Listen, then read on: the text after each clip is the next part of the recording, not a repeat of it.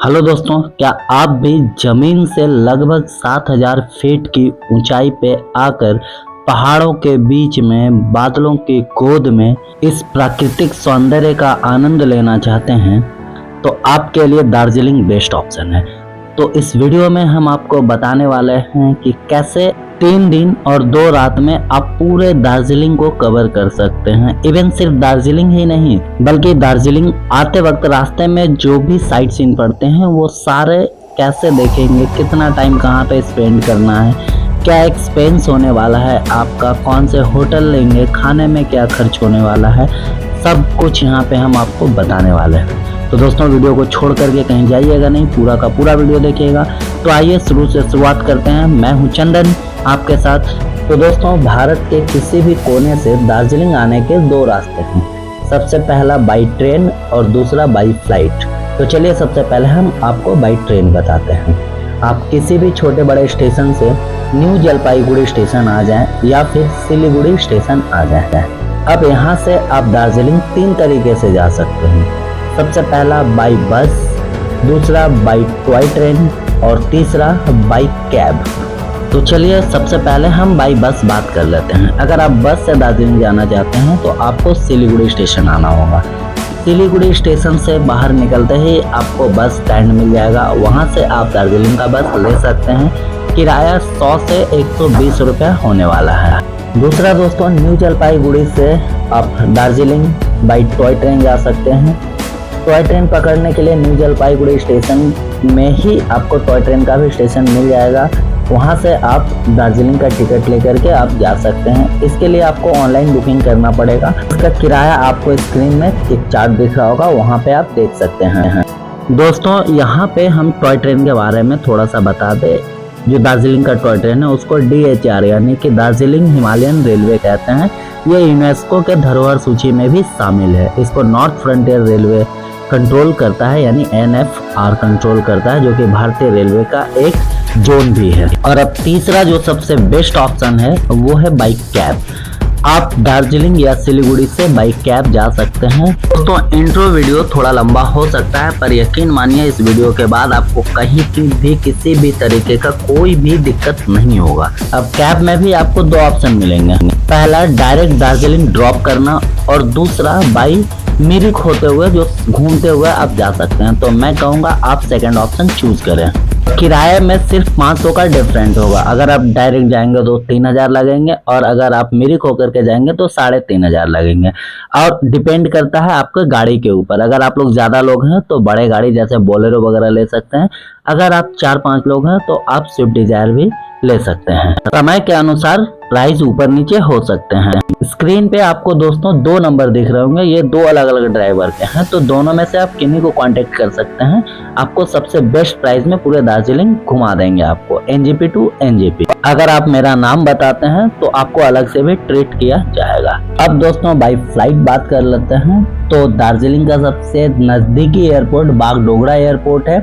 तो बागडोगरा एयरपोर्ट आप आने के बाद कैब बुक कर सकते हैं। कैब का डिटेल हम पहले ही बता चुके हैं। तो चलिए दोस्तों शुरू करते हैं अपना दार्जिलिंग टूर। हम लोगों ने NJP से दार्जिलिंग के लिए कैब बुक कर लिया है वाया मिरिक।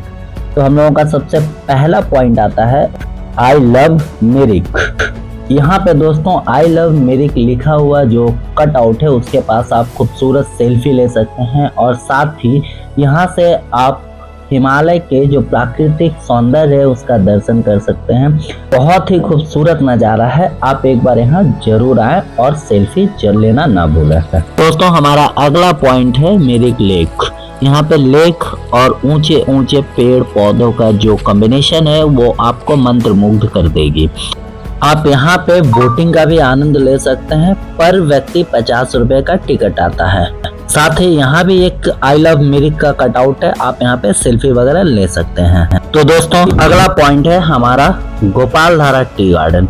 दोस्तों दिल से कहूँ तो दार्जिलिंग जाते वक्त जितने भी पॉइंट थे उसमें से गोपालधारा सबसे बेस्ट था मेरे लिए।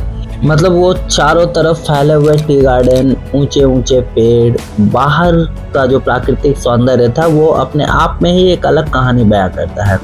आप यहाँ जरूर आइए, यहाँ पे वीडियोस भी ज़रूर बनाइए, यहाँ पे आप फोटोज़ दीजिए, आपको मतलब मंत्र मुग्ध कर देगा। आप यहाँ सब पॉइंट मिस कर दीजिए, but Gopaldhara tea garden miss मत करिए, क्योंकि ये बहुत ही खूबसूरत जगह है।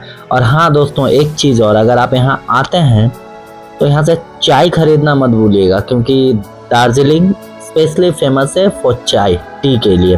तो यहाँ अगर आप आए तो बहुत तरह के चाय मिलेंगे आपको, चाय खरीदना मत भूलिएगा। यहाँ पे मेरी बेटी बहुत एंजॉय कर रही थी। हमारा अगला पॉइंट था सिमाना व्यू पॉइंट। यहाँ से दोस्तों आप पहाड़ों के बीच में बादल को देख सकते हैं। क्योंकि यहाँ पे हम लोग ज़्यादा देर रुक नहीं पाए क्योंकि बारिश हो रही थी, लेकिन यहाँ से मतलब जो व्यू था देखने का, वो मतलब अपने आप में एक अलग कहानी बयां करती थी। दोस्तों यहाँ काफ़ी ठंड भी था, तो अगर आप लोग आए तो साथ में जैकेट वगैरह जरूर लेकर आइएगा। ये जगह मेरे ब्रदर इन लॉ को भी काफ़ी पसंद आया। अगला पॉइंट है हमारा लेप्चा जगत।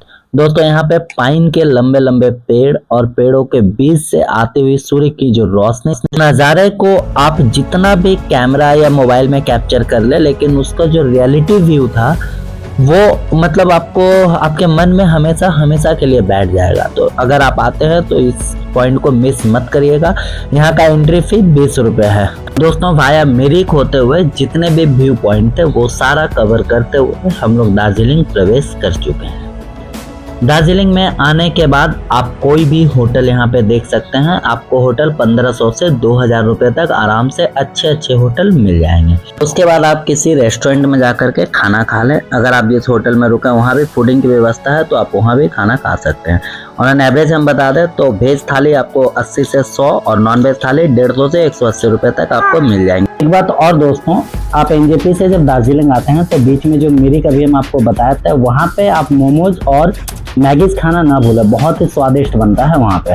और अब दार्जिलिंग में अपने होटल में थोड़ा आराम करने के बाद आप शाम को मॉल रोड के पास आ जाए और वहाँ से महाकाल मंदिर का दर्शन करना ना भूलें। याद रखिएगा, जिस दिन आप दार्जिलिंग पहुँचे उसी दिन आप महाकाल मंदिर का दर्शन कर लीजिएगा। मॉल रोड से एकदम सामने है, आपको दिखेगा। ये जो दीवारों पर चित्रकारी वगैरह देख रहे हैं वो महाकाल मंदिर जाने के रास्ते में ही पड़ेंगे आपको।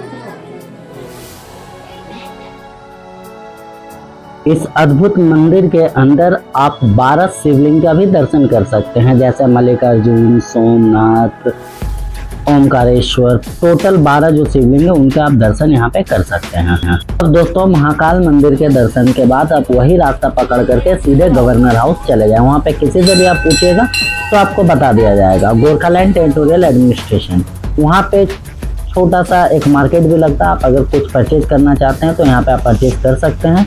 साथ ही यहाँ कुछ मोमोज, चाउमीन वगैरह टेस्ट भी कर सकते हैं। उसके बाद वापस अपने होटल में जाइए और पूरे रात आराम करिए और अगली सुबह निकल टाइगर हिल के लिए, जहाँ से कंचनजंगा की चोटी पर सूर्य की पहली किरण पड़ती है तो कैसे कंचनजंगा जगमगाता हुआ दिखता है, ये देखने के लिए आपको सुबह 3 बजे निकलना पड़ेगा। आपको घर से 3 से 4 के बीच में आपको होटल छोड़ देना पड़ेगा।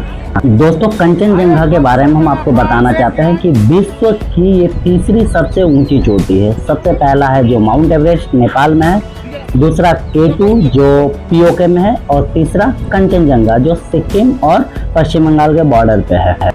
दोस्तों अब हमारा अगला डेस्टिनेशन है बतासिया लूप। दोस्तों यहाँ का एंट्री फी 50 रुपया पर हेड है और 10 साल से छोटे बच्चों का एंट्री फी नहीं लगता है। इसके टाइमिंग सुबह 5 बजे से लेकर के शाम 7 बजे है। दोस्तों Batasia loop Darjeeling Himalayan railway जो है यानी कि टॉय ट्रेन, उसका एक स्टेशन भी है और दार्जिलिंग के ऊंची पहाड़ियों का ऊंचाई कम करने के लिए ये टॉय ट्रेन का रेलवे ट्रैक बिछा हुआ है। यहाँ पे आप टॉय ट्रेन का भी आनंद ले सकते हैं। और साथ ही साथ दोस्तों बतासिया लूप जो है भारत के आज़ादी में शहीद हुए जो गोरखा रेजिमेंट के भारतीय सैनिक है उन्हें भी ये समर्पित है। दोस्तों यहाँ पे जब टॉय ट्रेन आती है तो 10 मिनट के लिए इनका स्टॉपेज है, तो उस समय आप चाहें तो टॉय ट्रेन के अंदर बाहर या फिर टॉय ट्रेन के साथ सेल्फी वगैरह आप क्लिक कर सकते हैं। थोड़ी ही देर में हम बतासिया लूप के 360 वीडियोज आपको दिखाने वाले हैं, जिससे कि सारा बतासिया लूप आपको अच्छे से दिख जाए। बतासिया लूप में 50 रुपया पर सेट शेरपा ड्रेस भी मिलता है, आप चाहें तो रेंट पे लेकर के फोटो क्लिक कर सकते हैं। साथ ही यहाँ से हिमालय के प्राकृतिक सौंदर्य को भी अपने कैमरे, मोबाइल, अपने मन में उस पिक्चर को हमेशा हमेशा के लिए सेव कर सकते हैं।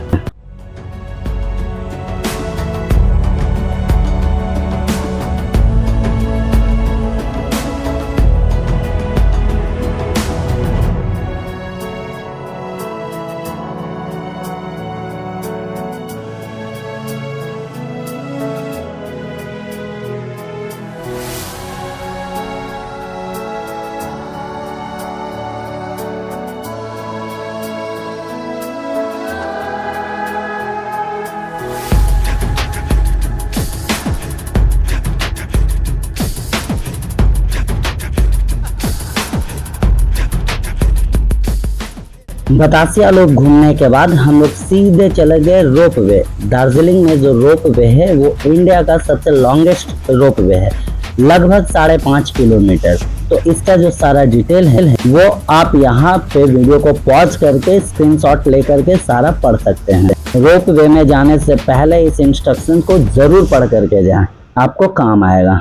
एक बात हम आपको बता देते हैं दोस्तों कि जब रोप वे से आप नीचे जाते हैं तो नीचे आपको ट्रॉली चेंज करना पड़ता है। तो अगर आपके पास टाइम है तो ट्रॉली चेंज करके वहाँ पे आप फोटोज वगैरह ले सकते हैं।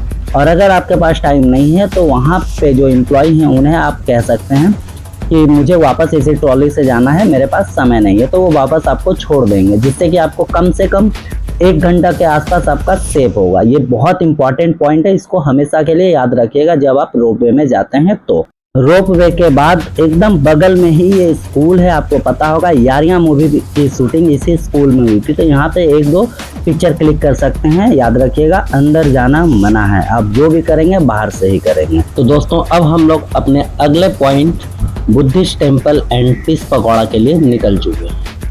दोस्तों आपको बता दें कि यहाँ के शांति स्तूप की स्थापना एक जापानी बौद्ध भिक्षु निकित्सु फुजी के देखरेख में किया गया था। शांति स्तूप शिवालय की आधारशिला 3 नवंबर 1972 को निकित्सु फुजी ने रखी और 1 नवंबर 1992 को इसका उद्घाटन हुआ। शांति स्तूप को एम ओका द्वारा डिजाइन किया गया था। शांति स्तूप में बुद्ध की 4 चमकदार और सोने की पॉलिश की हुई मूर्तियां हैं। इसके अलावा मंदिर की दीवारों में 8 बलुआ पत्थर की नक्काशी की हुई है, जो गौतम बुद्ध के जीवन के विभिन्न चरणों से अलग अलग कहानियों को निर्देश देती है।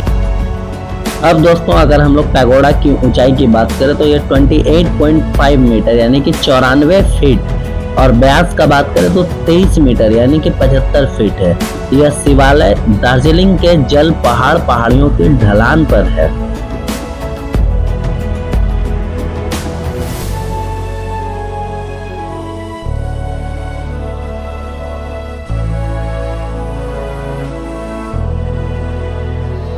तो दोस्तों हमारा अगला डेस्टिनेशन है रॉक गार्डन। रॉक गार्डन का एक्चुअली असली नाम बारबोटी रॉक गार्डन है। यह दार्जिलिंग से लगभग 10 किलोमीटर की दूरी पर स्थित है। रॉक गार्डन पारंपरिक अर्थों में रॉक गार्डन नहीं है, एक प्राकृतिक झरने के चारों ओर बना एक बहुस्तरीय पिकनिक ग्राउंड है। इसका आकर्षण यह है कि यह एक तरह की सड़क किनारे की सुविधा है, लेकिन इसमें थोड़ा ज्यादा कंक्रीट है। इस गार्डन से ढलान पर चट्टानों से गिरते एक पहाड़ी धारा का सुंदर दृश्य दिखाई देता है, जिसे अलग अलग स्तरों पर फूलों के बगीचों और बैठने की जगहों से सजाया गया है। तो दोस्तों अब हम लोग चलते हैं घूम स्टेशन। दोस्तों यह स्टेशन समुद्र तल से 7,407 फीट की ऊंचाई पर स्थित है, जो इसे भारत का सबसे ऊंचा रेलवे स्टेशन बनाता है। यह स्टेशन 1881 में दार्जिलिंग हिमालयन रेलवे के हिस्से के रूप में बनाया गया था। दोस्तों घूम में एक रेलवे संग्रहालय यानी म्यूजियम भी है, जहां आप दार्जिलिंग हिमालयन रेलवे के इतिहास और विकास के बारे में जान सकते हैं। हम लोग जिस दिन गए थे उस दिन किसी कारणवश म्यूजियम बंद था, इसलिए म्यूजियम का वीडियो हम दिखा नहीं पा रहे हैं। तो दोस्तों बहुत लोगों के मन में चल रहा होगा कि हम लोग जू मिस कर दिए। तो दोस्तों जू हम लोग मिस नहीं किए, बल्कि नेक्स्ट डे यानी जिस दिन हम लोगों का वापसी था उसी दिन हम लोग जू को कवर किए थे। हम लोगों का रोप वे में काफी देर हो चुका था, जो का की डिटेल आपको हम पहले ही बता चुके हैं। तो दोस्तों अब हम लोग जू के पास आ चुके हैं। जू का एंट्री फीस 110 रुपये है, और आपको हम बता दें कि यहाँ पे हिमालय पर्वत पे मतलब माउंटेनिंग करने का एक इंस्टीट्यूट भी है और साथ में एक म्यूजियम भी है। तो सारा कुछ हम आपको दिखा दें, बल्कि आज एक चीज़ और बता दें, हम लोगों को जल्दी जल्दी घूमना है क्योंकि आज हम लोगों का वापसी ट्रेन भी है। तो चलिए शुरू करते हैं। सबसे पहले चिड़ियाघर, यानी कि एंट्री करते ही आपको सबसे पहले हिमालयन टाइगर देखने को मिल जाएगा। उसके बाद आप चलेंगे तो बहुत सारे यहाँ पे जानवर हैं, जैसे कि जंगली गोट, वुल्फ, टाइगर, लायन, बहुत सारे जानवर हैं। ये सारे जानवर तो आप कोई भी चिड़ियाघर में आप देख सकते हैं। अगर आपके आसपास कोई चिड़ियाघर है तो वहाँ भी आप देख सकते हैं। बट दोस्तों यहाँ पे सबसे बड़ी खास बात यह है कि हिमालय के जंगलों में या हिमालय के पहाड़ों पे जो जानवर रहते हैं वो सब भी आपको यहाँ पे देखने को मिलेंगे।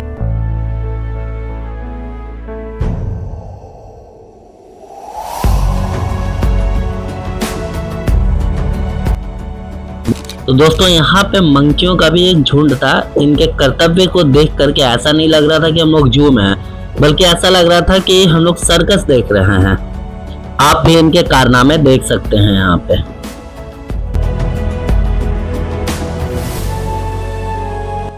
एनिमल के साथ साथ कुछ बर्ड्स, कुछ एक्वास्टिक एनिमल्स भी थे। अब हम लोग चलते हैं दोस्तों हिमालयन माउंटेनिंग इंस्टीट्यूट। हिमालय पे यानी कि ऊंचे ऊंचे पहाड़ों पे जब आप चढ़ना शुरू करते हैं तो उसका ट्रेनिंग जो लिया जाता है वो एक इंस्टीट्यूट यहाँ पे है। तो चलिए अंदर देखते हैं। यहाँ पे आप जैसे एंट्री करेंगे तो लेफ्ट साइड में आपको बहुत सारे एक्टिविटीज करने को मिलेंगे।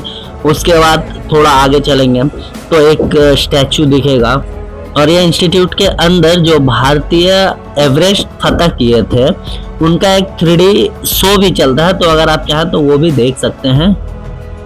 साथ ही दोस्तों अंदर में जो म्यूजियम है, म्यूजियम जाना ना भूले, क्योंकि इस म्यूजियम में माउंट एवरेस्ट, सिर्फ माउंट एवरेस्ट नहीं, हिमालय रेंज का हम बात कर रहे हैं, एक अच्छा सा मॉडल बना हुआ, जहां से आपको सारा कॉन्सेप्ट क्लियर होगा कि भाई माउंट एवरेस्ट कहाँ पे है, कंचनजंगा कहाँ पे है, K2 कहाँ है, केदारनाथ कहाँ है, बद्रीनाथ कहाँ है। बहुत अच्छा से मतलब मैपिंग किया हुआ है, एक मॉडल बना हुआ है। तो दोस्तों अब हम लोग वापसी अपने घर की ओर कर रहे हैं। तो रास्ते में एक सोनाडा मोनेस्ट्री पड़ता है। तो सोनाडा मोनेस्ट्री के बारे में भी हम आपको बता दें कि इसकी स्थापना कालू रिनपोछे ने किए थे। एक्चुअली में कालू रिनपोछे का ये स्थानीय निवास स्थान था। जब इनका निधन हुआ तो इसे मोनेस्ट्री में कन्वर्ट कर दिया गया। तो दोस्तों मोनेस्ट्री में ऐसा परंपरा है कि इस चीज़ को जो आप देख रहे हैं उसे अगर आप घुमाते हैं तो घुमाने से आपका जो इच्छा है, यानी आपका जो एक तरह से मन्नत बोल सकते हैं कि आपका जो मन्नत है वो पूरा होता है।